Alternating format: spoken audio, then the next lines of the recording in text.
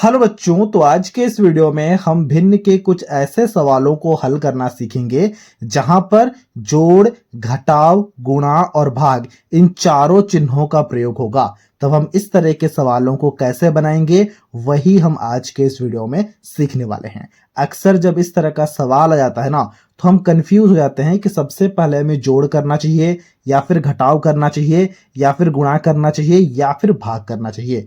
तो उसी कंफ्यूजन को हम इस वीडियो में दूर करने वाले हैं। तो उसके लिए मैंने यहाँ पर एक फॉर्मूला को लिख रखा है, जरा ध्यान से देखना।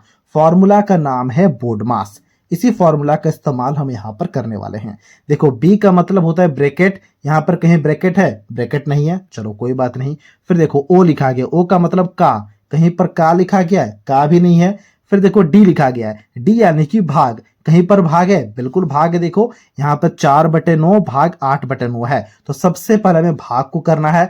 फिर देखो गुणा है, फिर देखो यहाँ पर जोड़ है, फिर घटाव है। मतलब सबसे पहले भाग करेंगे, फिर गुणा करेंगे, फिर जोड़ करेंगे, फिर हम घटाव को करेंगे। ठीक है, तो चलो अब फटाफट से हम भाग को कर लेते हैं। तो किसका किसका भाग करेंगे ना? 4/9 भाग 8/9 करेंगे। तो बाकी सारे चीजों को हमें वैसे ही लिखना होगा।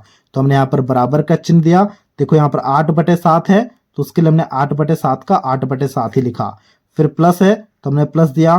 फिर 3/7 है तो 3/7 लिखा। फिर यहाँ पर घटाव का चिन्ह है, फिर 6/7 लिखा है। फिर यहाँ पर गुणा का चिन्ह दिया गया है। इतना हमने वैसे ही लिख दिया।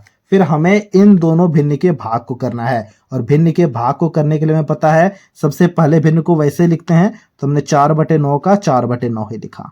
अब देखो यहाँ पर भाग का चिन्ह दिया गया है, ये गुणा का चिन्ह बदल जाएगा। यही होता है भिन्न के भाग का ट्रिक। और जैसे ये गुणा में बदल गया तो वैसे जो अगला भिन्न है यानी कि जो 8/9 है वो पलट के बन जाएगा 9/8। देखो भिन्न का भाग खत्म हो चुका है, भाग का चिन्ह नहीं है ना, यहाँ पर गुणा का चिन्ह आ चुका है। यानी कि अब सिर्फ और सिर्फ जोड़, घटाव और गुणा बचा है। अब बताओ, भाग हो जाने के बाद हम क्या करेंगे? फॉर्मूला क्या कहता है? फॉर्मूला कहता है कि भाग हो जाने के बाद गुणा करो, फिर जोड़ करो, फिर घटाव करो। ठीक है, चलो फटाफट से गुणा करते हैं। गुणा अब हमें 3 भिन्नों का करना है। ये 3 भिन्न है, तो सबसे पहले देख लो कुछ कट रहे हैं क्या? बिल्कुल कट रहे। देखो 9 एकम 9, 9 एकम 9। और कुछ कट रहे हैं? और भी कट रहे। देखो 4 एकम 4, 4 दूनी 8। और कुछ कट रहे? और भी कट रहे। 2 एकम 2, 2 तिया 6। और कुछ कट रहे? और कुछ भी नहीं कट रहे ना। तो चलो अब हम फटाफट से गुणा को करते हैं।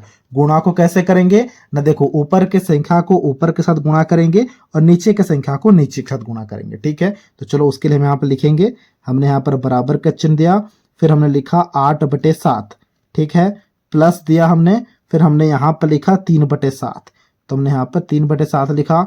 फिर देखो घटाव है तो हमने घटाव दिया। अब आप गुणा करके लिखो। देखो 3 गुणा 1 गुणा 1, तो ये हो जाएगा 3, तो हमने 3 लिखा। ठीक है, फिर देखो 7 गुणा 1 गुणा 1, तो ये हो गया 7। अब देखो जरा ध्यान से, अब हमें जोड़ को करना है। ठीक है, तो चलो फटाफट से जोड़ को करते हैं, फिर घटाव को करेंगे। लेकिन एक बात का हमें ध्यान में रखना है। देखो इन तीनों भिन्नों के हर में 7 7 7 दिया गया है ना, तो अब हम भिन्न के जोड़ को जैसे करते हैं वैसे ही हमने यहाँ पर एक बराबर का चिन्ह देना है और एक बड़ा सा बटा बनाना है। फिर हम यहाँ पर 7 को लिखेंगे। यहाँ पर क्या है? 8 है, तो यहाँ पर हम 8 लिखेंगे। यहाँ पर जोड़ है, जोड़ दिया। यहाँ पर 3 है तो हमने 3 लिखा। यहाँ पर घटाव है तो यहाँ पर घटाव, यहाँ पर 3 है तो हमने यहाँ पर 3 लिखा। देखो जब जोड़ और घटाव भिन्न में आ जाते हैं ना, तो हम कुछ इसी प्रकार से उन्हें बनाएंगे। जैसे हम सिर्फ और सिर्फ जोड़ के लिए करते हैं और जैसे सिर्फ और सिर्फ घटाव के लिए करते हैं, वैसे हमें करना है जब जोड़ घटाव दिया होगा। लेकिन यहाँ पर आके हम फंस जाएंगे। देखो यहाँ पर जोड़ का भी चिन्ह है और घटाव का भी चिन्ह है। तब फिर से हम इस फॉर्मूले में आएंगे और फिर हमें इस फॉर्मूला का इस्तेमाल करना होगा। देखो फॉर्मूला कहता है सबसे पहले जोड़ करो फिर घटाव करो। तो चलो सबसे पहले जोड़ करते हैं। देखो 8 + 3 क्या हो जाएगा? 8 + 3 हो जाएगा 11। तो हम यहाँ पर लिखेंगे बराबर, ये आ गया 11। ठीक है, फिर देखो -3 है तो हमने यहाँ पर -3 लिखा, बटे 7 कर दिया। बात समझ पा रहे हो? अब 11 से 3 को घटाओ तो क्या आएगा? 11 से अगर हम 3 को घटाएंगे तो ये आ जाएगा हमारे पास में 8/7। तो ये हो चुका है सबसे पहले सवाल का आंसर। देख पा रहे हो कितना आसान है? बहुत ही ज्यादा आसान है। तो इसी प्रकार का एक और सवाल दिया गया है, जरा ध्यान से देखना। इस सवाल में हमारे पास भिन्न का गुणा है और भिन्न का भाग है। तो सबसे पहले क्या करें? फिर हमें फॉर्मूला को देखना होगा। देखो फॉर्मूला क्या कहता है? जब भी गुणा और भाग आ जाए सबसे पहले क्या है? देखो सबसे पहले भाग है तो सबसे पहले भाग करेंगे, फिर हम गुणा को करेंगे। ठीक है, तो उसके लिए हम यहाँ पर बराबर का चिन्ह देंगे। देखो अच्छी बात यह है कि यहाँ पर जोड़ घटाव नहीं है, सिर्फ और सिर्फ गुणा भाग है, तो काफी जल्दी हो जाएगा। ठीक है, तो सबसे पहले हम यहाँ पर 10/3 का 10/3 ही लिखेंगे और गुणा का चिन्ह है, गुणा तो अभी करेंगे नहीं, तो हमने गुणा का चिन्ह दे दिया। अब हमें भाग करना है, और भाग करने के लिए मैंने अभी अभी आपसे कहा कि सबसे पहला भिन्न को हमें वैसे लिखना है। तो 21/15 है, तो हमने यहाँ पर 21/15 का 21/15 लिखा, और भाग गुणा में बदल जाता है, ये ट्रिक होता है। और जैसे ये गुणा में बदल गया तो अगला भिन्न पलट जाएगा, ये हो जाएगा 9/7। था क्या? था 7/9।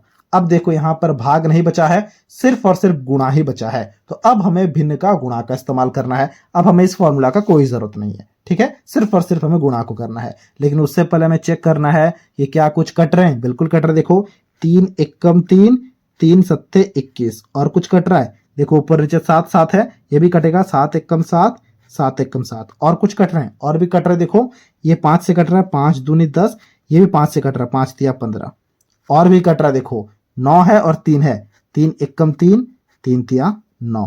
ठीक है, मतलब बचा क्या? ऊपर में बचा है 2 गुणा 1 गुणा 3, तो हम लिखेंगे यहाँ पर ऊपर में बचा है 2 गुणा 1 गुणा 3, यानी कि 6 बचा है। 2 गुणा 1 2 गुणा 3, तो ये 6 हो गया, और नीचे में सिर्फ और सिर्फ 1 ही बचा है, तो 6/1 हो गया। और 6/1 का मतलब क्या होता है?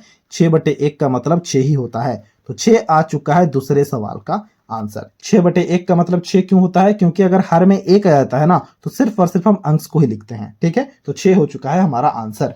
तो इसी प्रकार से हमें सवालों को बनाना होता है। अब आपके लिए एक सवाल है, 1/2 गुणा 1/2 भाग 1/2, और फिर यहां पर है घटाव 1/2। अब आपको खुद से इस सवाल को बनाना है और हमसे कमेंट बॉक्स में इसके आंसर को शेयर करना है। तो ये था आज का वीडियो, जहां हमने कुछ भिन्न के खास तरह के सवालों को हल करना सीख लिया है। अगर आपको ये वीडियो अच्छा लगा है तो इस वीडियो को एक लाइक जरूर कर देना, और कुछ इसी प्रकार के वीडियोस को देखने के लिए आप हमारे चैनल को भी सब्सक्राइब कर सकते हो।